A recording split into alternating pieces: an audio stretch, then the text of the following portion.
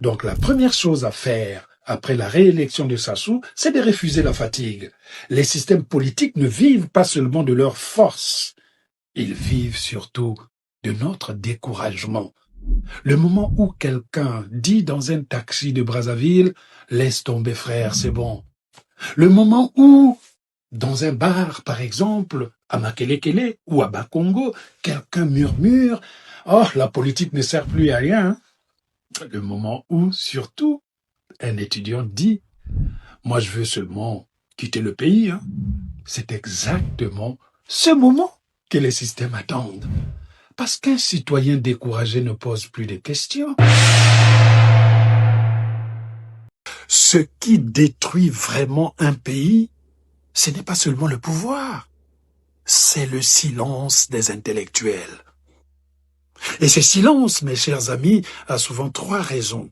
Je vais vous les énumérer. Suivez jusqu'à la fin. La troisième raison est très très intéressante. Dans beaucoup de pays, on entend souvent cette question, où sont les intellectuels, où sont ceux qui analysent, où sont ceux qui devraient aider une société à comprendre ce qui se passe. Parce qu'au fond, un intellectuel, ce n'est pas seulement quelqu'un qui lit des livres, c'est quelqu'un qui aide une société à penser, à repenser, à réfléchir. Mais dans les moments les plus décisifs de notre histoire congolaise, par exemple, beaucoup d'intellectuels disparaissent du débat public. Pourquoi? Eh bien, première raison, la peur. Dans certains pays, parler peut coûter très, très cher. Parler peut signifier, par exemple, perdre son travail, perdre un privilège, ou devenir une cible du gouvernement. Alors certaines voix choisissent le silence. C'est humain, mais l'histoire nous montre aussi une chose. Quand la peur devient la règle, le silence devient une habitude. Et c'est cette habitude qu'il faut critiquer. Une société où les intellectuels se taisent devient peu à peu une situation délicate, une société qui réfléchit de moins en moins et qui accepte le statu quo. La deuxième raison du silence des intellectuels, c'est le confort. C'est la raison la plus discrète.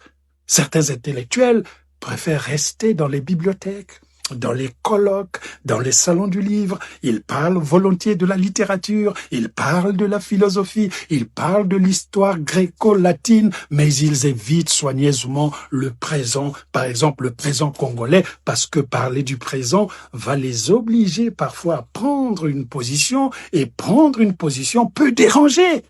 Alors on se réfugie dans l'analyse abstraite. Mais un intellectuel qui refuse de regarder son époque risque de devenir simplement un archiviste du passé. La troisième raison est la plus délicate, c'est la proximité avec le pouvoir. Quand un intellectuel fréquente trop souvent le pouvoir, quand il dépend des institutions, quand il partage ses cercles, la critique devient de plus en plus difficile. Parce que critiquer le pouvoir, c'est parfois critiquer son propre confort qu'on a constitué. Et peu à peu, sans même s'en rendre compte, mes chers amis, l'intellectuel va devenir plus prudent que lucide. Or, l'histoire rappelle aussi une chose simple, un intellectuel n'est pas un courtisan. Sa fonction n'est pas de flatter le pouvoir, sa fonction est d'éclairer la société. Alors, dans l'histoire, les peuples n'ont jamais été sauvés par le silence, c'est vrai. Ils ont été sauvés par quelques voix qui ont refusé de se taire. Et vous, que doit faire un intellectuel quand son pays traverse une épreuve? Dites-le moi en commentaire, je vous répondrai personnellement. Partagez la vidéo et abonnez-vous à nos pages Kata. Mais si je dois perdre le sommeil pour le destin du Congo, c'est une bonne affaire, parce que il n'y a rien de plus beau que de se sacrifier pour sa nation. Si vous vous sacrifiez pour sa nation, pour votre nation finira par vous récompenser un jour, quel que soit le sens de cette récompense. Et moi, le sacrifice que je voudrais que nous fassions, je voudrais que ce sacrifice soit quelque chose qui n'attendent rien de retour. Les dividendes viennent par la suite. Puisque pendant 40 ans, on vous a expliqué à vous, les Congolais, que vous êtes les plus imbéciles de la Terre, si imbéciles que ce sont désormais une seule famille qui va vous diriger pendant 40 ans.